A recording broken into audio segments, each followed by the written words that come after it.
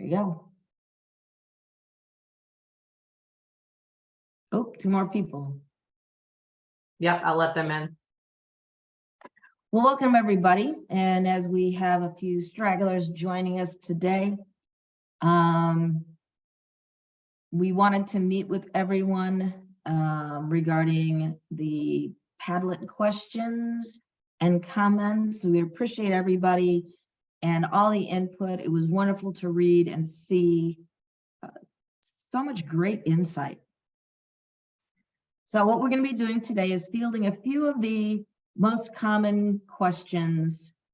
We only have 30 minutes, so we're going to try to cover those most frequent questions today. We will today in the chat put the updated slide deck that has had some things changed based on the wonderful information, comments that came in on the Padlet. During today's kind of panel discussion, I guess I'm going to call it, the chat will be turned off, but we will turn it back on at the end for questions. So jot down your questions as something comes up and hang on to it. Your questions are really important. We just won't be able to get to them during our discussion since we have such a limited amount of time. And at the end, any questions, if there's time for us to talk about questions, we'll try to answer a couple of them. If not, we're going to take those questions, save them out of the chat, and we are going to send out answers to people, to staff in a different venue or different, I don't know, document of some sort. We'll figure that out depending on how many questions there are. We're just all really excited to have everybody here. Great questions, great comments. So as we go through today, a couple of us directors will each be fielding some of those common questions, talking about some of the areas that came up in concerns and positives.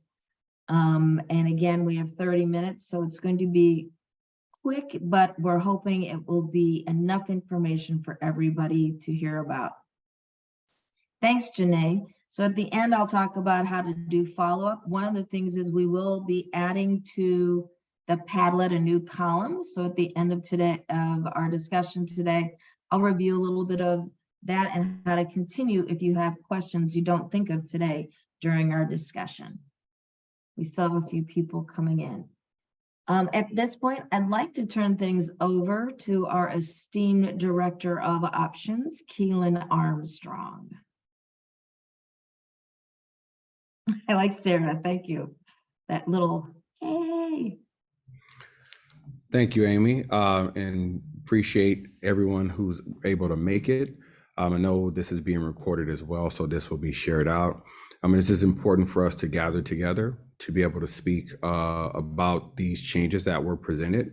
And my goal in the next few minutes or so is just to help out with some framing and to communicate where we are in terms of this process. So first off, again, this was already shared by Amy, and this is the complete support of all that have been involved in this process. Is we really appreciate your feedback, and we acknowledge that within that feedback, there were some very important aspects that needed to be addressed. And so that is why it is important to involve all stakeholders in this process, because again, more eyes will help us see things that need to be changed. And those changes, again, will be reflected within the presentation that was shared with the Padlet last week.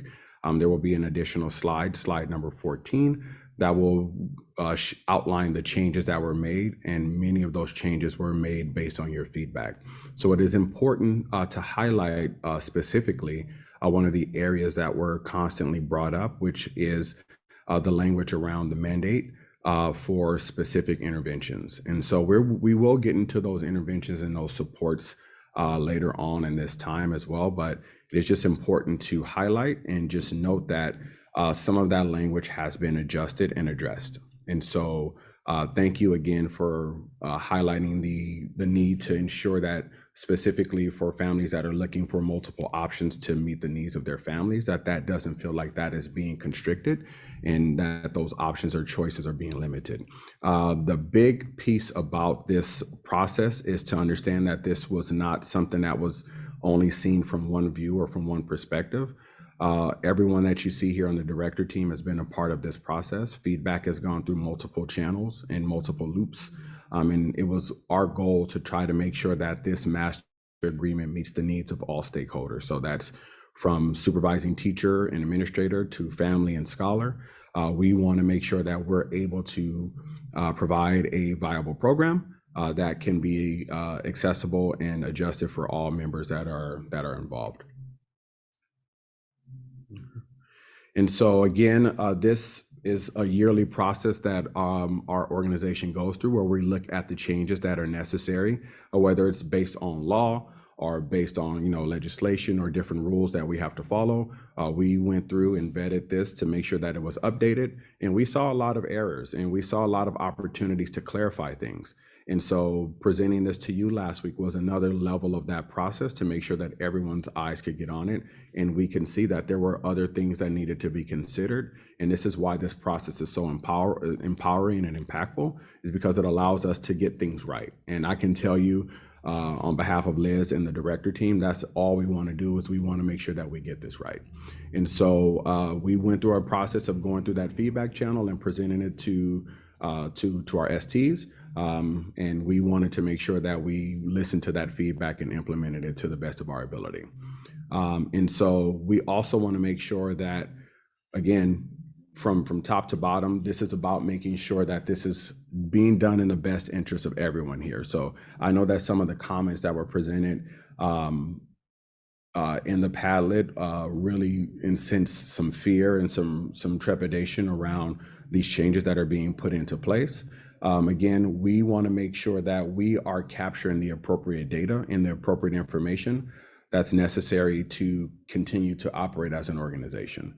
And so we're going to talk a little bit about tiered re-engagement later on, but it is important to note that as we move forward, giving choices to our parents is paramount to our model. We don't want any of our families feeling like things can't work for them given the needs for their scholars. But as an organization, it is important for us to note that we do need to make sure that we can justify those decisions. And that is our role as credentialed educators, is to be able to verify that information. And Liz talked about verified data in our previous meeting. One way that we can verify our internal data is to ensure that if there are interventions that are being implemented that are not specific Compass interventions, that we have the data to support that is working. And if it's not working, then we can find ways to integrate different approaches and different strategies to ensure that our families can continue to have those supports. And so it is very important to know that the specific language around the requirement for intervention is that interventions are not something that can be opted out. Oops, trying to keep a timer on myself. That interventions are something that can't be opted out from because our scholars need it. And that's something that we are on the hook for, so to speak, that we need to make sure that if there's an intervention that needs to be done, we provide that intervention. Now, a lot of those interventions do come from the internal conversations that we're having in our connection meetings or the planning meetings that we have with our teacher teams, or just other conversations that we're having with our learning coaches. But as an organization, we just want to continue to make sure that we're getting better, we're sharpening our saw, and we want to make sure that we're able to capture those great things that are happening. So if interventions are working that are happening in those planning sessions, we need the data to capture it so we can tell that story, so we can continue to grow and prosper as an organization. So thank you for your time here. I will pass this on now as we begin to speak a little bit about special education. So I'll turn it back over to you, Amy. Thank you, Keelan. So as we look through some of the questions, I noticed there were some questions regarding special education and special ed services. One of the big changes that took place last year is that Governor Newsom put in place in his trailer bill that for independent study, the special education, at least one teacher or provider has to sign the master agreement for independent study. With that change, we had to change our process regarding who signs those master agreements, including the acknowledgement of responsibilities. So I noticed a lot of questions about how we monitoring, how would an ST monitor services and students attending services, and what are the consequences for a scholar not attending services? Well, for the first question, when it comes to monitoring special education services, special ed department is charged with that. We have systems in place through our IEP program called SACE, where all of our providers, whether they're Compass employees, our wonderful ed specialists, or contracted non-public agency providers, input the scholars' attendance and minutes into what we call SACE trackers. So we have to keep track of that and check on it continually. So it's not something that you as an ST or another provider or coordinator would have to monitor. We would have to continue to have really good open communication, touching bases about the scholars that are in special education. So we know both in general ed and special ed, are the scholars participating? Are they engaged? Are they receiving the services that they require? Now with special education services, what's the consequence? If scholars don't attend their special ed services, there's actually quite a few. Besides the engagement process for an independent study scholar, an IEP, the services in it are consented to by the parent and are required for a scholar to receive what we call a free and appropriate public education. Compass can't deny a scholar a free, appropriate public education, but neither can their parent or their learning coach. So a parent cannot opt out of services. The IEP team can get together and discuss whether or not a service is still required for a scholar. But if that service is required, there are steps and I won't call them consequences, but steps to resolve that dispute or disagreement on whether or not a scholar requires a specific service. Now, a parent may revoke consent to all special education services and eligibility. That's different. That means the parent is saying, I don't believe my child requires special education. I don't believe they have a disability. I don't want them participating in anything with special education, at which point the child and the parent no longer are protected by the rights under IDEA or the Individuals with Disabilities Act.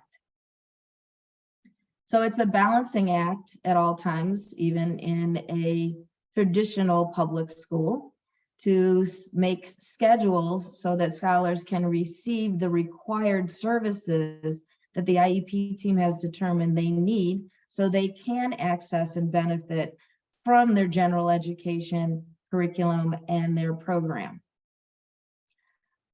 So we'll have to continue to have really good conversations, maybe increasing some of our collaboration and ensuring that scholars are receiving their services. I'd like to acknowledge that I saw a great suggestion in the Padlet about coming up with a way that we can share those schedules with the other general ed coordinators and STs, so you're aware of when services have been scheduled. So I'm going to take it on our department's job to come up with a way to be able to communicate those schedules and any changes as they happen. Next year, as we move into the school year, we're hoping to have less changes with providers because we're changing some of the things we're doing with our non-public agencies. We'll have less agencies and less people providing the services and really collaborating with us as a team. And so as the ST or coordinator, you'll know who the speech therapist is, who the OT is that's assigned to a student, much more readily and less numbers and names to try to search through to figure out who it is. So we're making some major changes there. So I think that covered most of the questions. I thank you again. They were very insightful, wonderful comments, and great suggestions. All right, so next we're going to move on to Erin Smith with MTSS interventions, tutoring, EL, and how all that fits in. There were some questions regarding that. Erin? Thanks, Amy. Erin Smith, obviously here with academic support. We did something similar like Amy did. We actually took the questions that were added to the Padlet and divided them up into a couple of different themes that we saw most commonly throughout the questions that were being asked. And we just want to make sure, when we kind of talk through some of these answers, we're discussing really the scholars that are in need of that tiered targeted intervention, as well as the EL scholars that need that EL support to really help them at making progress towards their language acquisition and really focus on that RFET piece, that reclassification piece. So not only do we have the supports and offer the supports, but we'll continue to work with the supervising teachers and the scholars and the learning coaches and all staff really to make sure that they can be accessed in a multitude of ways.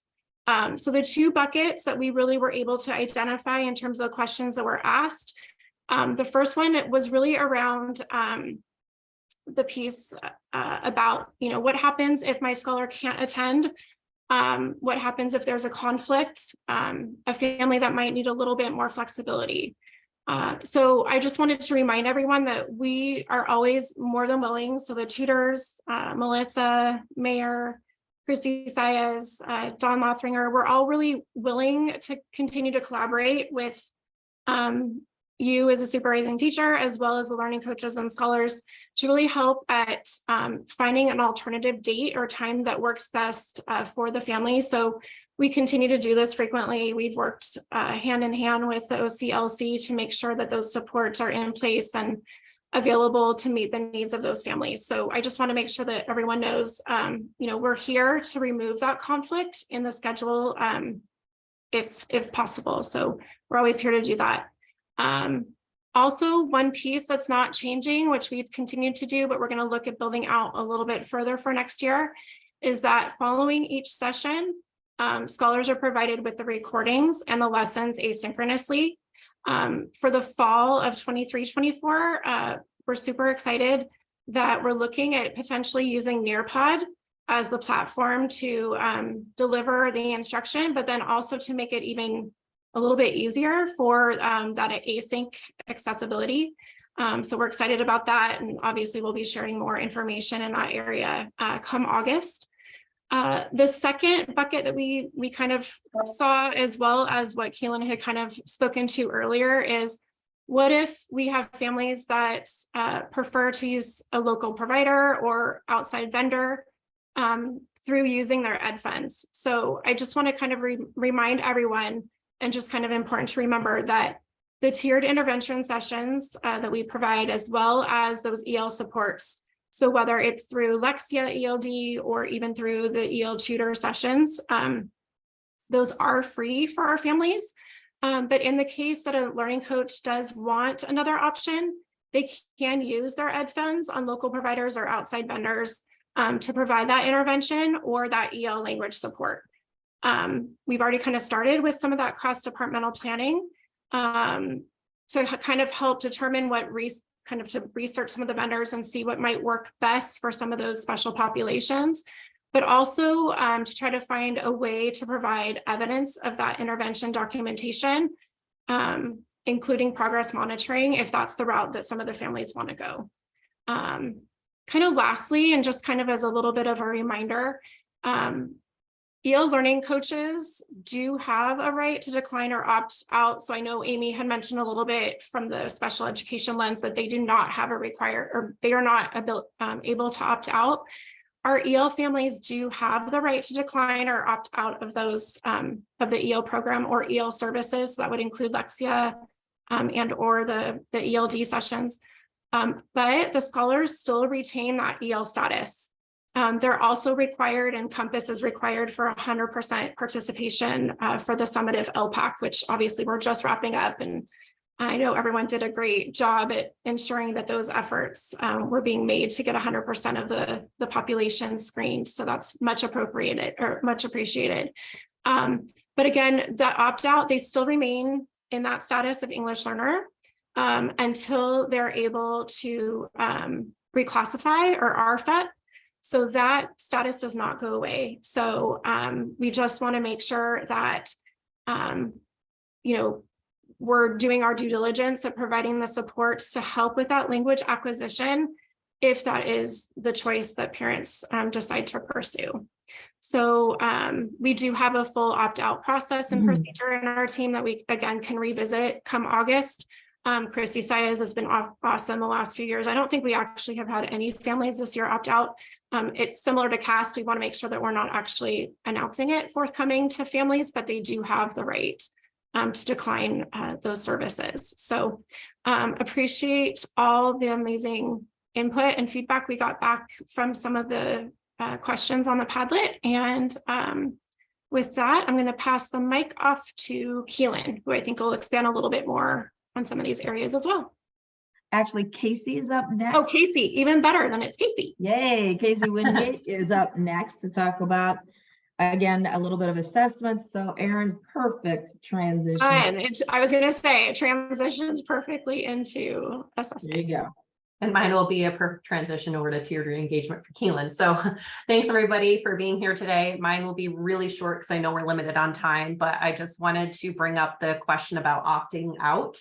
Really good point there. So that item has been addressed. And I just wanted to remind everybody that the process has not changed for STAR, as scholars will still go through that tiered re-engagement process if they did not take their STAR assessments. This is a required assignment, so we can get that 95% verified data. But in terms of CAST, and there's federal laws requiring states to administer assessments to at least 95% of our eligible scholars. Cal Ed Code 60615 allows a parent to submit a written request to exclude the scholar from any or all parts of the state assessments. So to address this, the AOR states, I will complete all state level assessments that apply to me, including at least of the following CAST, PFT, so on and so forth. The language assessments that apply to me indicates that if a parent formally opts out, the assessment no longer applies to them. So they still have that right to opt out. We just don't want to advertise that, of course, because we do need that participation. As Liz was addressing in the previous meeting, our loss scores really ding us. But I just wanted to remind everybody too, that they cannot opt out of LPAC. That is a federal requirement, not California Ed Code related whatsoever. So I just wanted to keep that in mind. LPAC is still a requirement. They do have the right to opt out CAST. They do have to take their STAR assessments. And we'll go through that tiered re-engagement process. So I'll pass the baton back over to Keelan to talk about that. And so thank you, Casey. Appreciate that. It's just important to note, one of the big questions that came up in the Padlet as well is about the follow through and the support to ensure that these interventions or these assessments are occurring. And some of the language is around like forcing or mandating. Our job is about ensuring that we can reach our compliance requirements. And so, yes, you're as a supervising teacher, the expectation is not for you to force someone, but we just need to make sure that we are making sure that it is clear what the expectations are for our organization, and that we are documenting these attempts to share that information. And so one of our key documentation protocols is what we have with our tiered re-engagement. So we definitely have our tier 1, which is where you as a supervising teacher really can leverage that relationship that you've built with your families to try to intervene and provide ways to get access to these supports and these services. But if they're refusing assessment, specifically using STAR as an example, that would trigger tier 2. And so we need to make sure that we're leaning on our processes and trusting that as a way to document. ways that we're trying to ensure that we are giving access to these required tools that we need to have our scholars have access to in order to get that data to be able to tell that story on their behalf. We want to make sure that we can continue to tell that data story, tell that scholar's journey, and we know that it is not the end all be all. This test is less about where you are in terms of a grade and more about process and growth. So we want to make sure that we're communicating that story in that tier 2 meeting. I don't know how many people have been a part of that experience, but I can state from my experiences and many of the faces that I saw in some of those meetings, that is exactly what that conversation is. It's about growth. And I know that there are a lot of fears and concerns around assessment, and that families are looking to be a part of alternative programs in order to kind of leave that specific narrative at traditional schooling. But we just want to make sure that the story around assessment is completely different of what we're trying to accomplish here. And that is a big part of the conversation that we have with those families that are choosing to not participate in our internal assessments. So we just want to make sure that we're leaning on our tiered re-engagement process to have these conversations and to make sure that there's clear, accurate information being shared regarding what this is and what we're trying to get accomplished with these types of assessments. Just to kind of do a quick plug, our TK team held a meeting with potential parents today, and that was one of the things that was discussed. We made sure that we cleared up what the assessment expectations are. So families that are coming into our program are having that first touch point, and we can refer back to that as, hey, we talked about this, and we can clarify that when the time comes. And so we just want to make sure that we're continuing to be transparent and supportive with the different supports and different tools that we're here to offer. But tiered re-engagement is something that we should definitely lean on as we are trying to make sure that we're documenting these interventions and documenting these supports. Unfortunately, sometimes that documentation may lead to us going to tier 3, which will be for us to determine proper placement, but that's after we've gone through the intervention protocols and processes. And so as we do this, we want to make sure in those spaces we're also clarifying the difference between the SPED assessments or SPED supports or SPED interventions versus what tutoring is outside of the need for intervention and what intervention tutoring and intervention supports are. So those are not all painted with the same brush or the same stroke, but it all helps us put together that scholar's picture. So I really want to make sure that we're clear on that and how we utilize tiered re-engagement to be able to provide that support for you as the supervising teacher to have those conversations and for us to be able to come in those spaces to provide that support. So is there anything additional that we want to add for that? I know Janae has done phenomenal work with making sure that our policies and procedures are clear in that lane. So I definitely want to make sure that I share the air if there's anything additional that she would like to provide. Yep. Oh, thank you. Yep, we talked earlier, we've had these discussions about that written agreement, and these different items fall within that. But there was that question about how do we ensure that, our scholars are doing this? I can't make them and things like that. And obviously, we absolutely recognize that. But, leaning on the processes and procedures that are put in place that we're looking at revising, because of course there's a lot of logistics and all that we'll need to make sure everybody is well versed in and understands and where to find what and how to figure this all out. That'll be coming in August. Just really focusing on those. And of course, I think that you guys all know the receptiveness to feedback. And so, just keeping that coming, and as these processes are revised and all of that, if there's a gap in that as well, we welcome that feedback there too.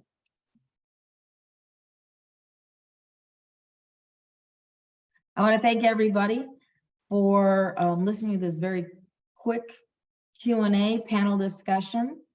We're going to open up the chat. So if you have a question, burning question after hearing some of this, please put it in the chat. We will save those. We are out of time, but we will get back to you. I want everyone to know that there will be continued follow-up Within end of this week into next week, operations will be sending out a job aid about the regarding the MA policy and procedures. So we can start getting some of those MAs out. Please, all STs, double check if you have a scholar who is in special education receiving services, that they have a 23-24 case manager. We'll be messaging out some things to coordinators. We will have some scholars that will not be able to be assigned someone till August 1st due to hiring and staffing. We appreciate everybody's feedback. After today's meeting, if you remember something or think of something, the Padlet will still be live, and there'll be an extra column where you can put new questions, and we'll be monitoring those and answering them as well. Okay, thank you. And I see some people putting in some questions already. I'll stay on for about 2 more minutes for that. And anyone else, if you'd like to go, thank you again for joining us today.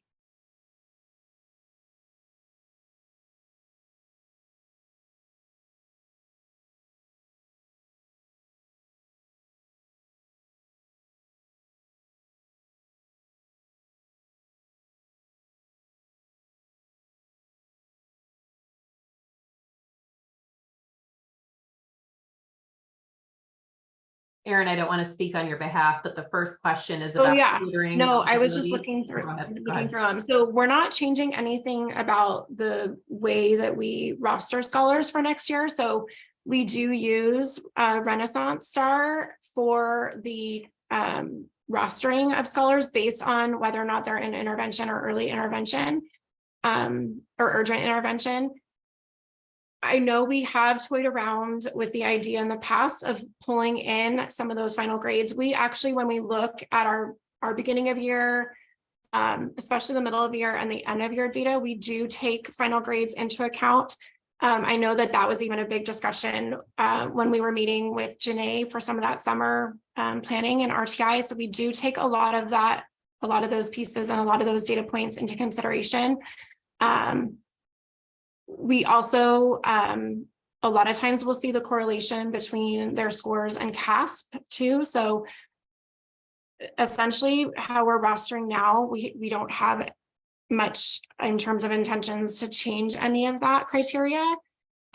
We do have 3 intervention tutors and 2 resource specialists, and we have close to approximately 1,100 scholars that fall in either that intervention or urgent intervention category. So it is a fairly large at-risk population that we're working at addressing as well. I'm trying to think.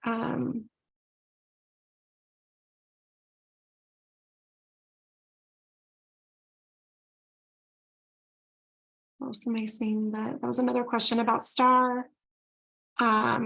Sarah, that's a good question. So Sarah's asking, she's suggesting that this assessment isn't accurate or reliable for a lot of her scholars. In cases where we've had some of these concerns, we have had discussions with STs about specific scholar needs as well. So I would suggest when there is a scholar that you feel may not be a great test taker, you know, may struggle through that assessment process or maybe rush through it. We do look and we'll be open to meeting with supervising teachers. I know Melissa does that quite frequently if there is a need to really determine whether it's a retest that's necessary or if we do need to look at additional data points too.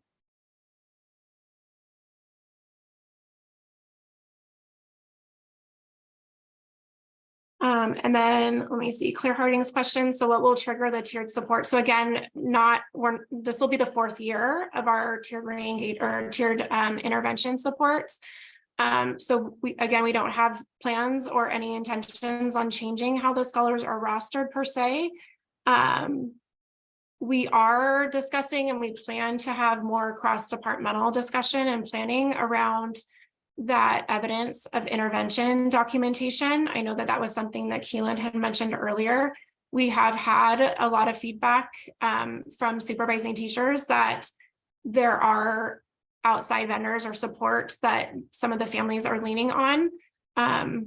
So again, it's definitely something that we're talking through in terms of the logistics of what we can do to provide those opportunities too for next year. But we will need to have something we'll need to have a way or find a way to document some of that progress, as well as evidence that it's happening and taking place. If I may, Erin, when it comes to some of our scholars that the STAR may not be appropriate for, because we do have scholars who have mod severe disabilities, we are in special education working, we have a team of teachers who work with our mod severe scholars who require modified functional curriculum, and looking at ways to be able to make sure they can access our charter assessments. In the meantime, the IEP team can have a discussion about STAR assessment and what accommodations a scholar may need, but they are required to attempt it because that is part of our master agreement, and we want to do whatever we can to have the scholars participate. But again, it always goes back to the IEP team regarding anything with a special ed scholar at times, if we're have to make any accommodations so they can access what we have available here at Compass, and they can benefit from their educational placement and services. Okay, seems the questions. And the last one, okay, will SPED scholars who receive services also be required to attend tutoring? It depends. Again, it depends on the needs of the scholar. If they're already receiving special education services for reading, and the IEP team and those of us working with the scholar, you as the ST, the ed specialist, the LC, believe that the special ed services are meeting that need, then maybe they would not maybe attend tutoring or intervention for reading because they're receiving it already in special education. However, that same scholar may not receive special ed services for mathematics and needs a little bit of help and support, and then we would want them to attend the intervention for mathematics so we can hopefully avoid them having to have more time in special education. If a general education intervention works, we need to exhaust that before trying special education. However, anything we provide is accessible to all scholars. So that's where that discussion will take place.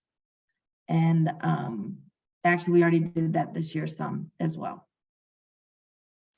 The Padlet is still live, and there is an additional column to the left for everyone. Janae Smith, our wonderful on the line director, has made sure that that is in place for everyone. So we're going to thank everyone for your feedback, and please, as you continue to have questions, put them in the Padlet.